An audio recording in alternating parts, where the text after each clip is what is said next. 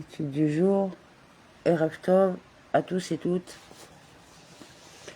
6 Iyar, 5785, l'écouter à Marim, chapitre 44, 8. Mais cependant, il faut faire l'effort avec son intellect d'atteindre et de parvenir également au degré d'Ahava Olam, dont on a parlé précédemment. Amour qui provient entièrement de la méditation et de la connaissance de la grandeur de Dieu. À la différence des deux formes d'amour, de mon âme je te désire, et comme un fils envers son père, lesquelles, révélées par la méditation, sont fondamentalement présentes en chacun par héritage, afin d'accroître le bûcher de l'amour avec des charbons ardents et une flamme intense et une flamme qui s'élève au ciel, au point que les nombreuses eaux ne pourront pas éteindre, etc., l'amour, et les rivières ne pourront pas l'emporter, etc. L'amour engendré intellectuellement est plus passionné et exalté que celui qui a un héritage, même si la révélation de ce dernier fait aussi appel à la méditation, car il y a un avantage et une qualité propre à l'aspect de l'amour, comme des charbons ardents et une flamme intense, qui provient de la méditation et de la connaissance de la grandeur, c'est-à-dire de la transcendance absolue, immensurable du Un Sof. Sur les deux niveaux d'amour précédemment mentionnés, quand ils ne sont pas comme des charbons ardents et une flamme intense, mais proviennent du sentiment de la proximité de Dieu, en tant que source de notre vie, ou de vrai Père. La supériorité de l'amour ardent est comme le bénéfice et la qualité de l'or sur l'argent, ainsi qu'il sera expliqué plus loin.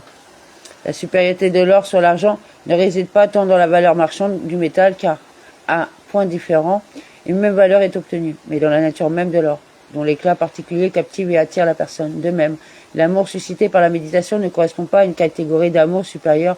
Au contraire, l'amour défini comme Ahava Rabba, qui est un présent du ciel, lui est supérieur. Mais la nature passionnée et l'embrassement intrinsèque à ce niveau d'Ahava Olam, où l'âme se déverse jusqu'à l'expiration, son apanage de cet amour. Il s'agit là d'une première raison pour laquelle l'amour qui résulte de la méditation doit être recherché sans ménager son effort.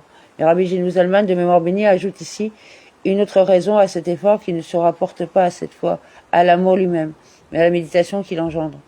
La méditation représente en soi une finalité, par elle s'accomplit l'intention de Dieu dans la création, à savoir que les êtres créés aient une connaissance et une perception de sa grandeur. Et aussi parce que c'est cela, tout l'homme et sa finalité, créé afin de connaître la gloire de Dieu et la splendeur majestueuse de sa grandeur, chacun selon ce qu'il pourra appréhender. Ainsi qu'il est écrit dans le Raya Mehemna, section Beau, afin qu'on le connaisse, comme il est connu. La méditation qui conduit à l'amour renferme donc une supériorité et constitue un but en soi. Cette méditation exige en effet une application plus importante que la révélation des deux formes d'amour présentes en héritage.